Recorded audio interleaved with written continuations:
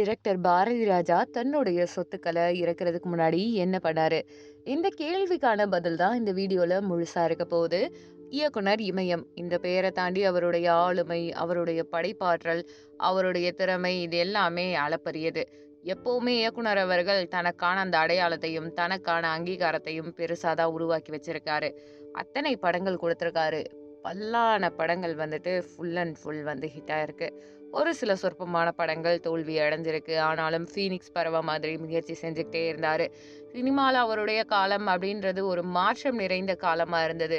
ஸ்டுடியோக்குள்ள, செட்டுக்குள்ள இருந்த சினிமாவை வெளி உலகத்துக்கு தட்டி எழுப்புனது மட்டும் இல்லாம, கிராமத்தின் மண்மனத்த மோட்டோவா வைத்து ஃபுல் அண்ட் ஃபுல் கிராம மக்களின் வாழ்வியல், எண்ண அலைகள, அவங்களுடைய சீலைக்கட்டு, அவங்களுடைய உடை, அவங்களுடைய நாகரிகம், அவங்களுடைய பழக்கவழக்கங்கள் மூலமா எடுத்து கொண்டு வந்தவரு.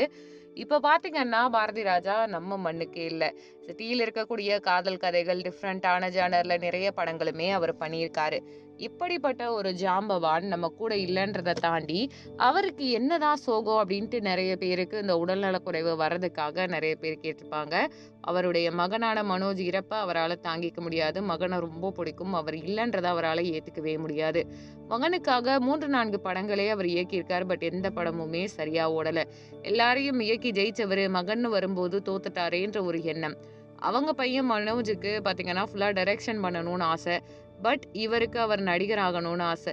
ஸோ இவருடைய உந்துதல்ல அவர் நடிகர் ஆனாரு. இந்த பிரச்சனை எல்லாமே உங்களுக்கும் தெரிய வரும். கடைசியா ஒரு படமும் டைரக்ட் பண்ணியாச்சு.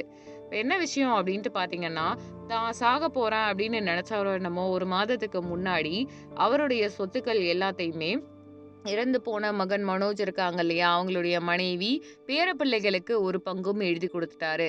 அடுத்து மீதி இருக்க சொத்துக்கள வந்து தன்னுடைய மகளுக்கு எழுதியிருக்காரு. அதையும் தாண்டி அவருக்கு சினிமானா ரொம்ப பிடிக்கும். சினிமாவ தாண்டி அவர் பெருசா எதையுமே யோசிச்சதில்ல.